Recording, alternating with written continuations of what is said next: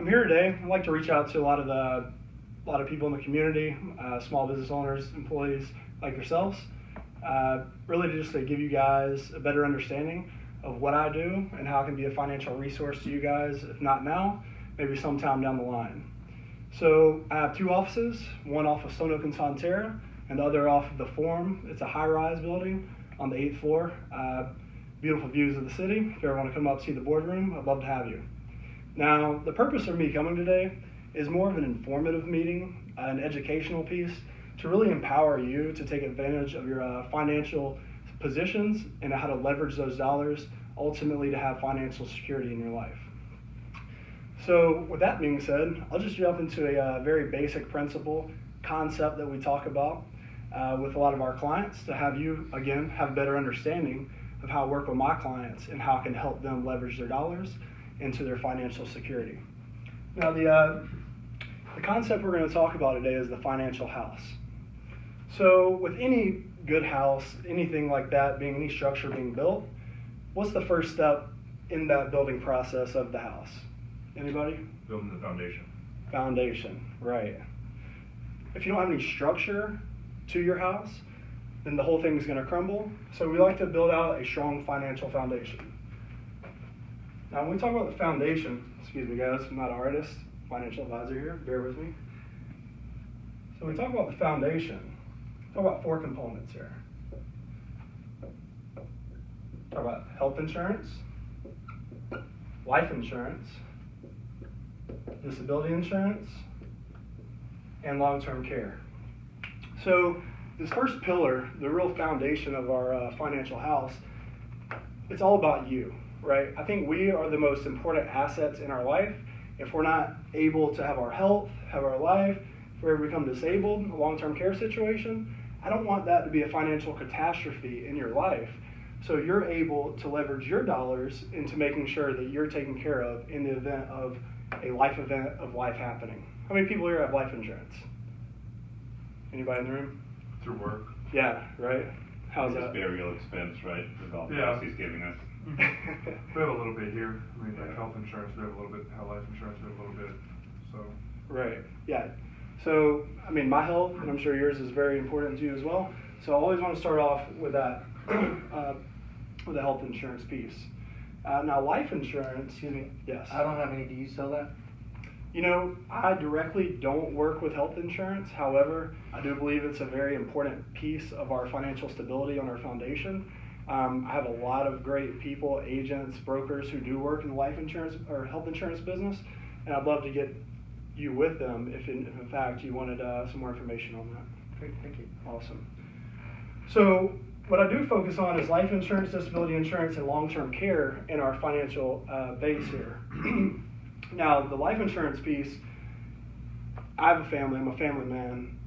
I don't want anything ever to happen or my family not to be able to be taken care of in the event that something, God forbid, happens to me in life. Does anybody have a family in here? Feel the same way? Right. So, you know, I make a considerable amount of money, and if something were to happen to me today, there's no way that my family would have that same lifestyle because there's no way to supplement that income to bring that back in there. So the purpose of life insurance is not to make my family rich in the event that I die. It's just that they're taken care of, no better, no worse, in the event that something happens. The financial catastrophe is not going to happen to them if in fact something happens to me. The next one being disability insurance. Now we talk about this first pillar being all about you, right? So what happens if we can't work anymore in our industries? We can't make any more income, correct? Mm-hmm. Right. So the disability insurance piece really protects you in the event that something does happen to you, that you can't work anymore. That will at least be able to give you that same income or at least a percentage of that income so you're not going to have that catastrophe again. And lastly, long-term care. Has anybody ever dealt with a family long-term care event? Really? I mean, it's very emotional, right? Yeah, absolutely. Right. I mean, the cost associated with it can be exponential, and it really just starts to snowball, right? So my grandmother, for instance, she's in a long-term care there right now. In this area, it costs $60,000 to $70,000 just to provide that long-term care for her. Does anybody have 60, 70 grand laying around per year to take care of that event? Nope. Exactly, right? So this first piece is all about how we're going to leverage our money in the event that life happens, that we're able to have that taken care of, right? All right. So anybody have any questions on the foundation there? Nope. I do. I Yes. don't want to sound stupid or anything. Sure. You do. But do Thanks for I need asking. to have health insurance, life insurance, all those? I need to have that. So Move how, on to the next how I level. work with my clients, it's all about what's important to you and your goals. So now if you don't have a family, if you don't have anybody to take care of, life insurance may not be the most important thing to you. If you've never had a long-term care event, if you don't foresee that anybody in your family having one, that may not be the most important thing, long-term care. Now, however, 1 in 4 families, 1 in 4 individuals does go through some type of long-term care event. So I'm a numbers guy, right? Mhm. So I want to hedge my positions in the event that something does happen. And it's just something to think about in building out your financial foundation of your house. Yeah, I'm sorry. I'm sorry. I asked this. The reason I'm asking is because I don't make that much money. Sure. So I'm thinking if I have to have each one of those and I have to pay a different Mhm. amount of money for that, then where does that leave me in Right. terms of growing? Sure. So, I talked about leveraging your dollar. Cost now or cost later, right? So we can put a little bit away now to make sure later we don't incur bankruptcy, losing all our assets, everything we've worked so hard to obtain. So, in fact, what is most important to you? I love to work with my clients to understand that, to have them be able to leverage their money so they don't have a financial catastrophe down the line. Right. Thank you. So, like I said, I call this life happens. This next piece here, we're going to call this our emergency fund.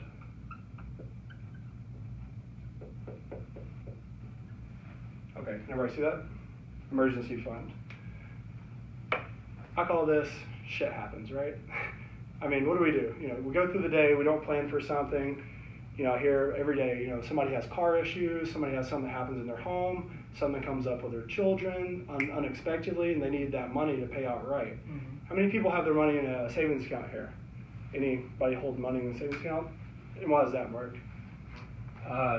Yeah, it's just a safe place to put it. I'm risk averse, and to me, it just makes sense to go ahead and put my money somewhere where it's not going to be gone when I need it. Sure. Can we all agree on that?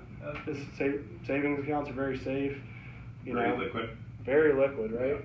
You can pull it out at any point in time you want. It's insured by the FDIC up to $250,000. So, in fact, this is a very important part of our financial house. It's the next pillar. I would recommend we either have 3 to 6 months of income replacement or 3 to 6 months of bills taken care of. In my life, when I don't have this in my life, I don't feel the peace of mind that this gives me when I have this very liquid where I can pull from. Does anybody else feel that same way? Absolutely. Now, I know a lot of you put the money in a savings account, but a lot of ways I work with my clients, again, leveraging your money to work for yourself, right? So I work with my clients on a lot of strategies of putting it also in liquid places that are going to give you a better return on investment than just the quarter point, half point, 1% that you're getting on your savings account.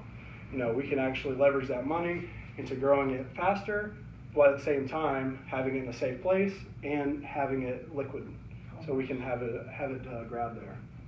So you might have any questions on the emergency fund or anything pertaining to the first 2 pillars? I think my sister told me he was in their company and then they said 6 to 8 months, and I just don't know what the difference to me. Sure. So it's all subjective, right? Oh, yeah. So it's all subjective on what's important to you. I mean, personally, I'm trying to grow mine for a year of expenses or a year of my income. So in fact, if anything did happen, I'm going to have that whole year taken care of. I just don't want to overwhelm people in the beginning. A lot of golf professionals here, a lot of like to gamble on the golf course a little bit, so we might not have as much funds available. I think we can do that. So in fact, a strong base to start with is that 3 to 6 months based on your goals and what's important to you. So the next 2, I'd like to have a conversation about with everybody. Next two are going to be college funding and retirement. By a show of hands here, who thinks retirement should be the next pillar on our financial house? One. Ryan, awesome. And who thinks college funding should be? Okay. And do you guys have children? Yes. What are their names? Avery and Jackson. Avery and Jackson, awesome. How old are they? Jackson is 11 months old and Avery is 6. Oh wow, congratulations. I'm sure you're not getting very much sleep. No. All right. So, Aaron, let me ask you a question. Okay. So if Avery and Jackson, 13 years down the line, 17 years down the line, here they are, graduating high school, going off to college, and it's a beautiful moment, am I correct? Yeah. I mean, that's what I'm hoping for. I have a 2 and 4-year-old little son. I can't imagine. It's just going to be a beautiful day where they get to transition from one part of their life to the next, right? Mhm. So this time comes. Unfortunately, I didn't plan accordingly for college funding, hypothetically here. What ways are there to fund college planning or college? Federal student loan, I think we qualify because we don't make Yeah, that well, money, bake right? sales are. Bank sales, GoFundMes. GoFundMes. GoFundMes for your kids. Bank on GoFundMes. You can always just, Grandparents. we could bribe all of the universities to get them in. Right. That's true. That's Yeah. happened now. Yeah, Yeah. there's a lot of things in the They media could about that, work. right? They could work like I did. Yeah, hey, a lot of people work through college to Military. pay for it. Fortunately for myself, I was able to get college scholarships athletically and academically, which really helped my parents in that aspect, and I hope the same for my children. But in fact, if not, a couple different options we have. We, as responsible individuals, if it's important to us, we can put some away a little bit now. Like I said, leverage our money to go a long way later to cover the college funding, or we can look for loans.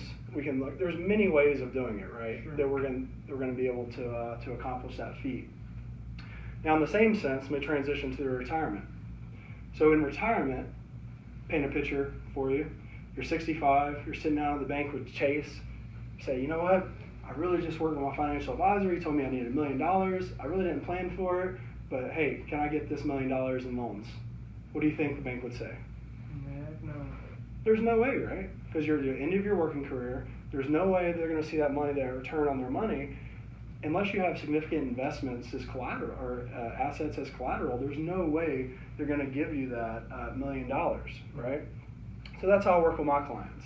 I really want to educate them, empower them on what I call the golden bucket of money. How many people here know the exact dollar amount, cumulative, that you're going to need to retire at the age you want to retire at? I mean, it's kind of a loaded question, right? Not many people know that answer, right?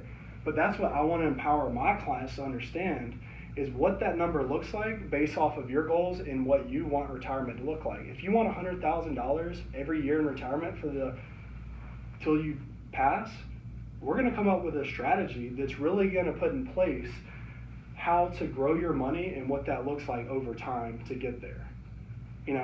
I work with my clients all the time. It doesn't cost any money for you to come and sit down with me, have a discussion on what's important to you, your goals, where ultimately you want to be, and how are we going to put a process in place to get there. So we're just going to put the golden bucket right here, a little 3D image, throw some dollars in there. All right, so can we all agree that retirement is in fact a very important pillar to go to next? Absolutely. And as we all love our children, but college funding is a close second behind that, just based off of multiple ways of funding college. So, which leads me to my last part of the financial house. Does anybody know? Is there a roof at the top? The roof is on fire. So, in fact, I'll call the last piece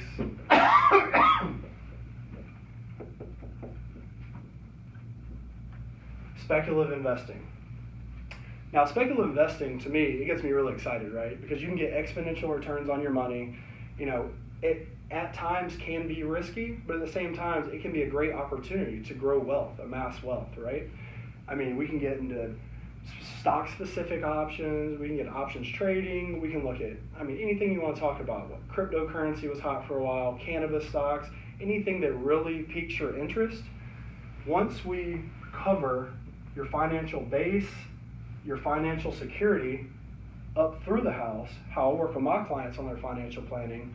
Then whatever's left over, I would love to work with you on speculative investing, maybe some things that may be important to you, or also some areas of my expertise where I really feel like I can forecast where the markets are to really grow and leverage the dollars you have and maximize your return on investment.